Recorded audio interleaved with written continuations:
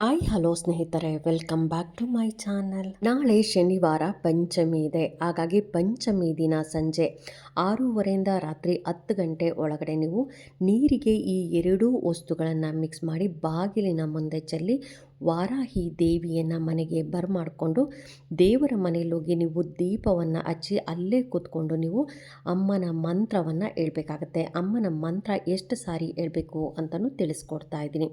ಅದ್ರ ಜೊತೆ ವಾರಾಹಿ ಅಂದರೆ ಯಾರು ಅಂತ ಕೂಡ ತಿಳಿಸ್ಕೊಡ್ತಾ ಇದ್ದೀನಿ. ಇನ್ನೂ ನನ್ನ ಚಾನಲ್ಗೆ ಯಾರೆಲ್ಲ ಸಬ್ಸ್ಕ್ರೈಬ್ ಮಾಡದೆ ಏನಾದರೂ ಹಾಗೆ ನೋಡ್ತಾ ಇದ್ದರೆ ಎಲ್ಲರೂ ಸಬ್ಸ್ಕ್ರೈಬ್ ಮಾಡ್ಕೊಳ್ಳಿ. ಪಕ್ಕದಲ್ಲಿರೋಂಥ ಬೆಲ್ ಐಕಾನ್ ಪ್ರೆಸ್ ಮಾಡೋದ್ರಿಂದ ನಾನು ಹಾಕೋ ವಿಡಿಯೋಗಳೆಲ್ಲ ಬೇಗ ಬಂದು ತಲುಪುತ್ತೆ. ಈ ವಿಡಿಯೋಗೆ ಒಂದು ಲೈಕ್ ಕೊಡೋದನ್ನು ಮಾತ್ರ ಮಿಸ್ ಮಾಡಬೇಡಿ. ನಾವು ವಾರಾಹಿ ಬಗ್ಗೆ ತಿಳ್ಕೊಳ್ಳೋದಾದರೆ, ವಾರಾಹಿ ಯಾರು ಅನ್ನೋದಾದರೆ, ನಮ್ಮ ಹಿಂದೂ ಧಾರ್ಮಿಕ ನಂಬಿಕೆಗಳ ಪ್ರಕಾರ ವಾರಾಹಿ ಶಕ್ತಿಯ ರೂಪಗಳಲ್ಲಿ ಒಂದಾಗಿದೆ ಅಂತಲೇ ಹೇಳ್ಬೋದು. ಇನ್ನು ಸಪ್ತ ಮಾತೃಕೆಯರಲ್ಲಿ ಬರುವ ಬ್ರಹ್ಮಣಿ, ಮಹೇಶ್ವರಿ, ಕೌಮಾರಿ, ವೈಷ್ಣವಿ, ವಾರಾಹಿ, ನರಸಿಂಹೆ, ಇಂದ್ರಿಣಿ ಇವರಲ್ಲಿ ಒಂದಾಗಿರುವ ಮಾತೆ ಕೂಡ ಆಗಿದ್ದಾಳೆ ಅಂತಲೇ ಹೇಳ್ಬೋದು. ಈ ದೇವಿಯ ಮುಖವು ವರಹ ರೂಪದಲ್ಲಿದೆ. 8 ತೋಳುಗಳನ್ನು ಹೊಂದಿರುವ ವಾರಾಹಿ ದೇವಿ ಒಂದು ಕೈಯಲ್ಲಿ ಶಂಖ, ನೇಗಿಲು, ಪಾಶ, ಸುದರ್ಶನ, ಚಕ್ರ, ಕಳಶ, ಅಂಕುಶ, ವರದ ಮತ್ತು ಅಭಯ ಹಸ್ತಗಳೊಂದಿಗೆ ತಾಯಿಯು ಕಾಣಿಸ್ಕೊಳ್ತಾಳೆ ಅಂತಲೇ ಹೇಳ್ಬೋದು. ಇನ್ನು ಪುರಾಣಗಳ ಪ್ರಕಾರ ರಕ್ತಬೀಜ, ಅಂಧಕಾಸುರ ಮತ್ತು ಶಂಭು ನಿಶಂಭ ಎಂಬ ರಾಕ್ಷಸರನ್ನು ವಾರಾಹಿ ದೇವಿ ಕೊಂದಳು ಅಂತಲೇ ಹೇಳಲಾಗುತ್ತೆ. ಕುದುರೆ, ಹಾವು, ಸಿಂಹ, ನೇಗಿಲು ಮುಂತಾದ ವಾಹನಗಳ ಮೇಲೆ ದೇವಿ ಕಾಣಿಸ್ಕೊಳ್ತಾಳೆ. ಇನ್ನು ವಾರಾಹಿ ಎಂದರೆ ಭೂದೇವಿ ಅಂತ ಕೂಡ ಹೇಳಲಾಗುತ್ತೆ. ಮಾರ್ಕಂಡೇಯ ಪುರಾಣದ ಪ್ರಕಾರ ವಾರಾಹಿ ದೇವಿಯು ವಿಷ್ಣುವಿನ ವರಹ ಅವತಾರದಿಂದ ಹುಟ್ಟಿಕೊಂಡಿದ್ದಾಳೆ ಅಂತಲೇ ಹೇಳಲಾಗುತ್ತೆ. ವಾರಾಹಿ ದೇವಿಯು ಬೇಡಿದ ವರವನ್ನು ದಯಪಾಲಿಸುವ ತಾಯಿ ಅಂತಲೇ ಪರಿಗಣಿಸಲಾಗುತ್ತೆ. ದೇಶದ ಹಲವು ಭಾಗಗಳಲ್ಲಿ ವಾರಾಹಿ ಅಮ್ಮನವರಿಗೆ ದೇವಸ್ಥಾನ ಕೂಡ ಇದೆ. ಒಡಿಶಾ ಆಗ್ಬೋದು, ವಾರಣಾಸಿ ಆಗ್ಬೋದು, ಹಾಗೆಯೇ ಮೈಲಾಪುರದಲ್ಲಿರುವ ವಾರಾಹಿ ದೇವಸ್ಥಾನಗಳು ಹೆಚ್ಚು ಜನಪ್ರಿಯ ಕೂಡ ಆಗಿದೆ. ಇನ್ನು ವಾರಾಹಿ ದೇವಿಯು ಲಲಿತಾ ದೇವಿಯ ಎಲ್ಲ ಸೈನ್ಯಗಳ ಮುಖ್ಯಸ್ಥೆ ಅಂತ ಕೂಡ ಹೇಳಲಾಗುತ್ತೆ. ಆದ್ದರಿಂದಲೇ ನಮಗೆ ಲಲಿತಾ ಸಹಸ್ರನಾಮದಲ್ಲಿಯೂ ಕೂಡ ವಾರಾಹಿ ಅಮ್ಮನನ್ನು ಉಲ್ಲೇಖ ಕೂಡ ಮಾಡಿದ್ದಾರೆ. ವಾರಾಹಿ ಅಮ್ಮನ ಮಂತ್ರಗಳನ್ನು ಹೇಳ್ಕೊಳ್ಳೋದು, ಹಾಗೆಯೇ ಪೂಜೆಯನ್ನು ಮಾಡೋದ್ರಿಂದ ಯಾವೆಲ್ಲ ಪ್ರಯೋಜನಗಳಿದೆ ಅನ್ನೋದಾದರೆ, ಶತ್ರುಗಳನ್ನು ಗೆಲ್ಲಲು ಮತ್ತು ಜೀವನದಲ್ಲಿ ಎದುರಾಗುವ ಅಡೆತಡೆಗಳನ್ನು ನಿವಾರಿಸಿಕೊಳ್ಳಲು ಕೂಡ ನಾವು ವಾರಾಹಿ ದೇವಿಯನ್ನು ಪೂಜೆ ಮಾಡ್ತೀರಿ. ಇನ್ನು ನಕಾರಾತ್ಮಕ ದೃಷ್ಟಿಯನ್ನು ತೆಗೆಯಲು ಆಗ್ಬೋದು.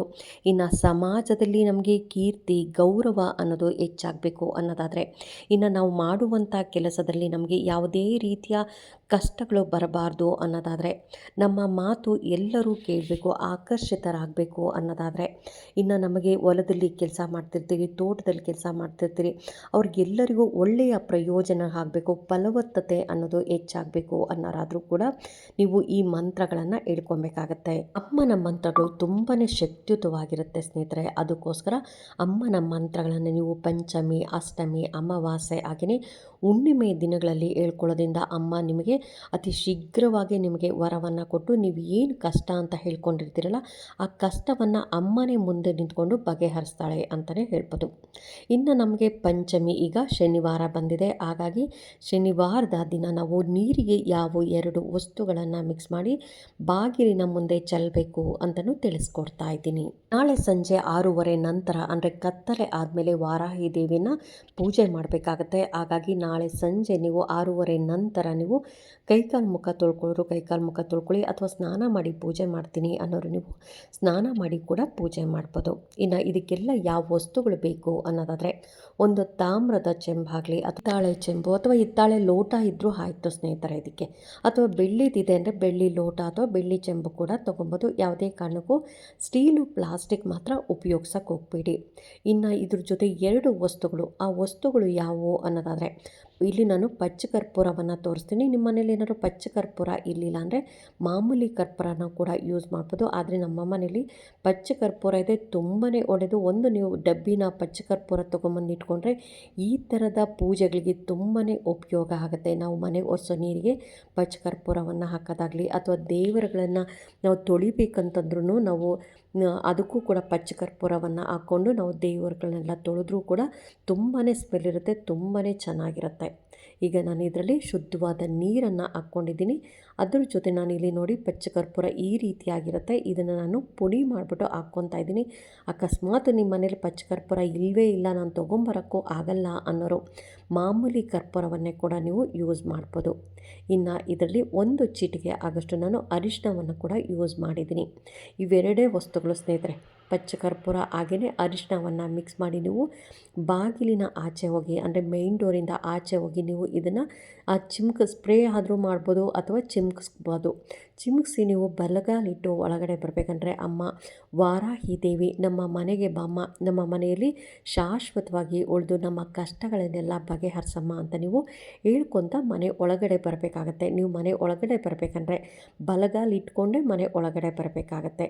ಇನ್ನು ಒಳಗಡೆ ಬಂದು ನೀವು ದೇವ್ರ ಮನೇಲಿ ನಂತರ ನೀವು ಒಂದು ಚಾಪೆ ಅಥವಾ ಮಣೆ ಹಾಕ್ಕೊಂಡು ಕೂತ್ಕೊಂಡು ನೀವು ದೇವರ ದೀಪವನ್ನು ಹಚ್ಚಬೇಕಾಗತ್ತೆ.